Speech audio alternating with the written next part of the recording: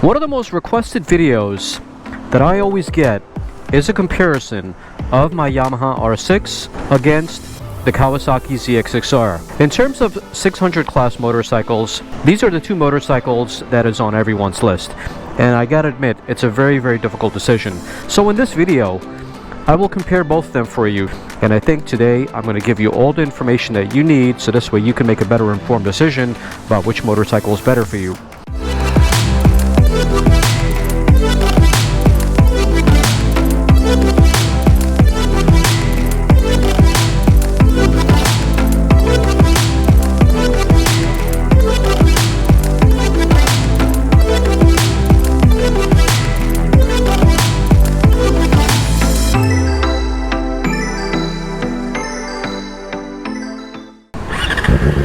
It's been a while, I haven't ridden my R6. It feels nice to get back on the saddle. So, the most difficult question of them all. Which one should you choose, the ZX-6R or the Yamaha R6? I think I need to tell you guys a little story, because that would explain a lot. When I first started riding a motorcycle, I started with my KTM RC390. And then I graduated to the Ducatis, and then from Ducatis I stayed there for a very long time, riding the big Italian motorcycles. And I had absolutely no idea how the 600 class motorcycles were ever going to be. Because, you know, these dealerships, they don't really allow you to do a test ride on 600 or Yamaha motorcycles. They're just not available as a demo motorcycle. So I was lucky enough to have a friend who was going away, and he was like, you know what, if you want to borrow the bike for about a week, you can borrow it. And he lent me his Kawasaki ZX-6R, and I believe it was a 2018 model, so let's just say it's a current year model. So while I had that motorcycle for an entire week, I think I rode it for about 400 miles, 450 miles in a span of 7 days. And I had the time of my life with that motorcycle. The thing that got me most about that motorcycle, and what I really enjoyed about the 600 class, is the inline-4 engine and the way it sounds.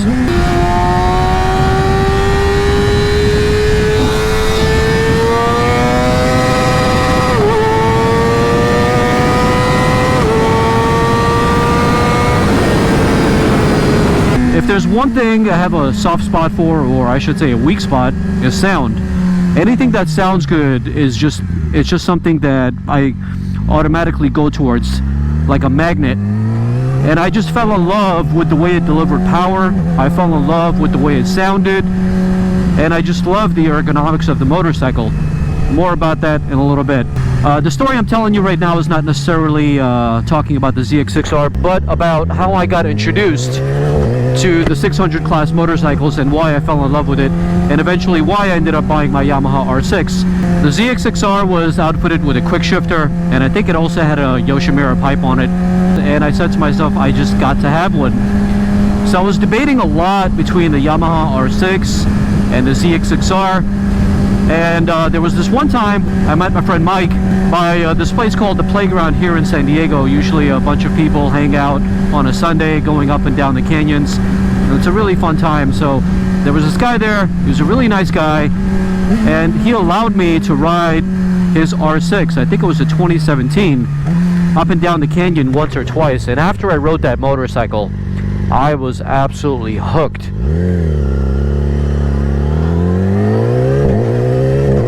And I think a little bit after that, I ended up buying my R6. So now the big question is, why did I buy an R6 and not a ZX-6R? Am I right? You're probably asking yourself that. Now that you know the story behind how I got my Yamaha R6 and how I got introduced to the 600 class motorcycles, let's talk about the ZX-6R, since that was the motorcycle that originally introduced me to the 600 class and why I fell in love with it. So the ZX-6R is going to be more comparably priced to the R6, but between you and I don't think that's your deciding factor, considering it's so marginal. The ZX-6R is probably about 1,000, maybe 1,500 less than the R6. Other than that, the ZX-6R Does come with traction control settings, and I believe there are 3 settings. It comes with 2 different modes, 2 different power modes. One is F, and I forgot what the other one is. As far as suspension is concerned, it's pretty comparable to the Yamaha R6. It's nothing groundbreaking. It's not like it's got Olin suspension or anything like that, so I would put them on a one-to-one comparison. I would say they're probably similar. As far as stopping power, they were both very similar as well.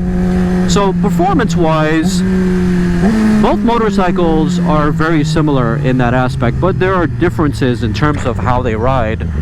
If you guys are familiar at all with the BMW S1000RR, if you had the choice of owning just one motorcycle, the BMW S1000RR would be the one.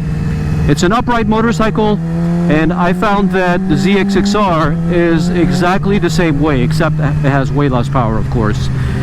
But the ZX-6R is something that you can ride on a daily basis and not get tired of it. And I say that because the handlebars are higher up, and you're not in such a hunched position as you are with the Yamaha R6. The other thing I found about the ZX-6R is that the throttle response is nice and smooth and crisp.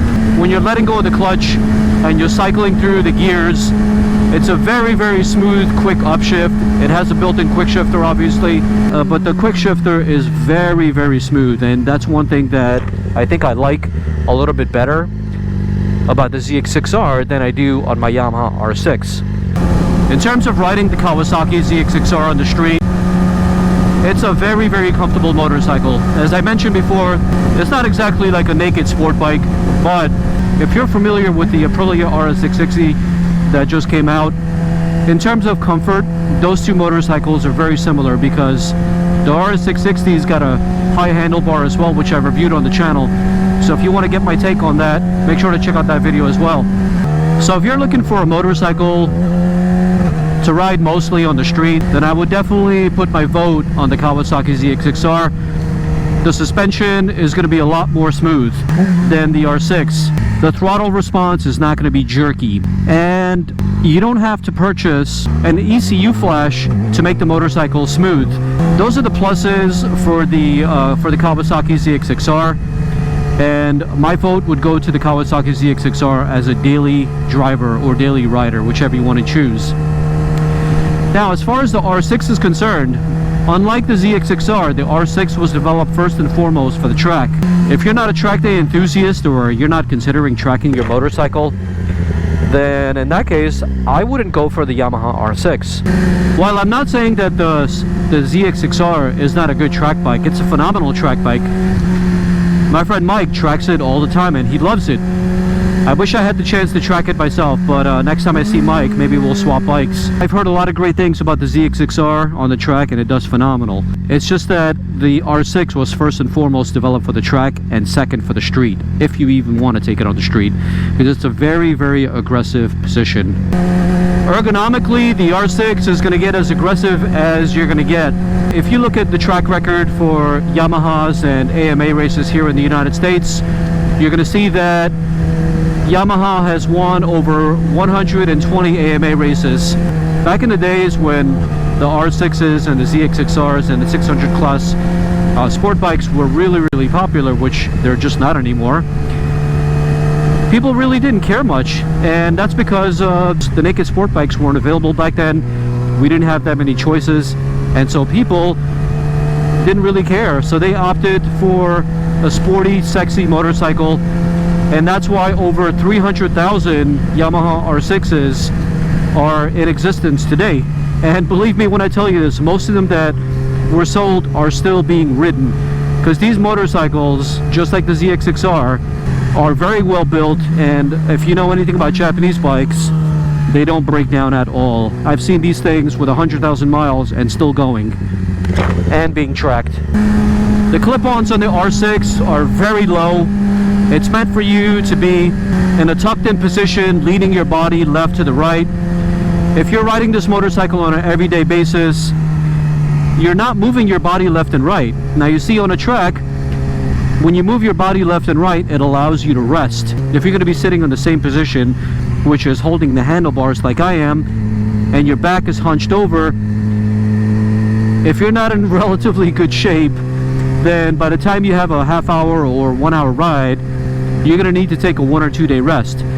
But the way this motorcycle, or as a matter of fact any sport bike, is meant to be ridden, is for you to shift your body weight left and right for the motorcycle to turn while you're taking corners at a very high speed. This is the reason why the Yamaha R6 is just not a very comfortable street bike. If you're willing to be okay with that, the R6 is something that you can ride on a day-to-day basis, but there is one caveat though. Out of the factory, the throttle response is harsh, it's jerky, and it's just not smooth at all as the ZX-6R is. The ZX-6R, with its extra 36 cc's, makes the engine a little bit more smooth, and it gives it a little bit more torque down in the mid-range, which this motorcycle out of the factory kind of lacks. Here's the good news. You can take that 200 and invest on this motorcycle and make it truly an exceptional bike with exceptional power like I did. Whenever I got the Boss Tune done, boy, did it make a huge difference. It definitely woke up the bike. And now from 1000 RPM all the way to 16,000 RPM, this thing has a lot of power. The throttle response and the power delivery was smoothed out just like the ZX-6R. But I think the ZX-6R still has a smoother power delivery, if you want me to be 100% honest with you. But not by much. I would say probably by about 15-20%. Maybe about 20% smoother power delivery from 0 RPM all the way to 3,000-4,000. It's going to be a little bit smoother. But otherwise, as far as power differences are concerned, out of the gate, the Kawasaki ZX-6R, I believe, comes with 127 horsepower, while the R6 has about 116 to 118 horsepower, and this is at the crank. But when you add the tune to the R6, it brings up your horsepower to about 135. Now I say 135 because if you take off 15% of that, you get 114, and that's exactly what this motorcycle has. It has 114 horsepower to the wheel.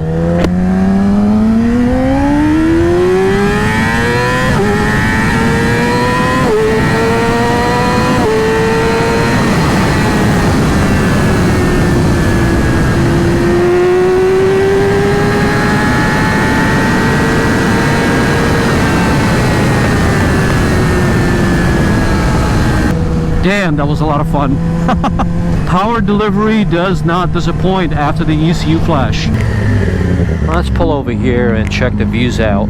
Hell yeah, San Diego views on views. Check this out.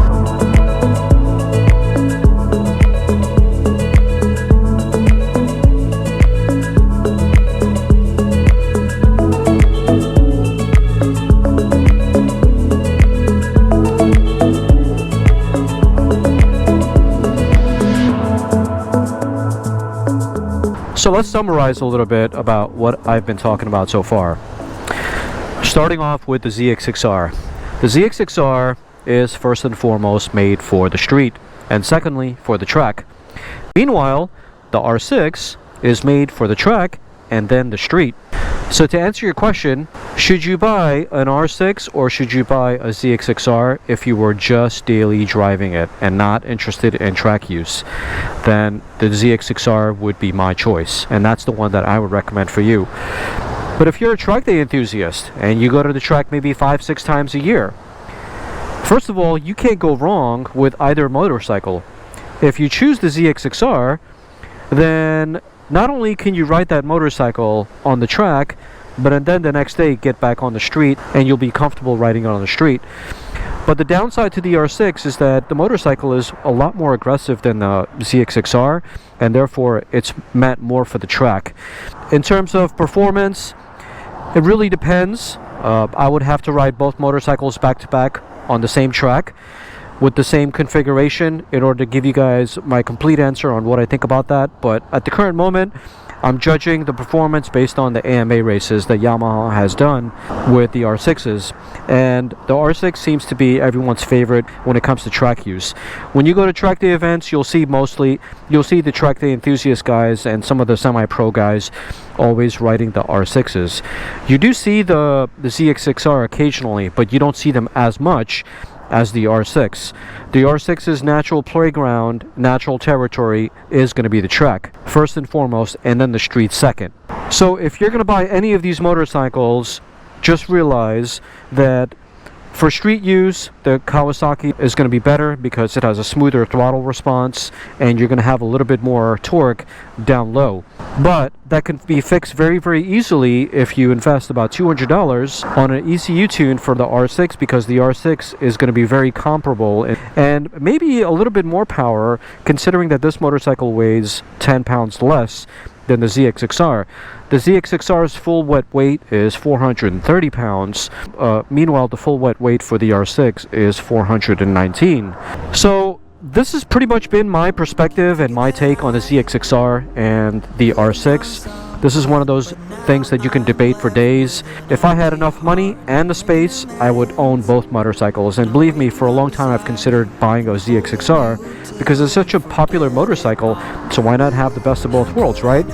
Eventually, I will buy both motorcycles, but in the meantime, I decided to buy the R6 because I just like the way this motorcycle looks. It's a bit more sexier in my opinion, but that's just my opinion. It's not necessarily something that you would choose or you would think, and that's totally okay. So anyways, guys, I hope you enjoyed this episode.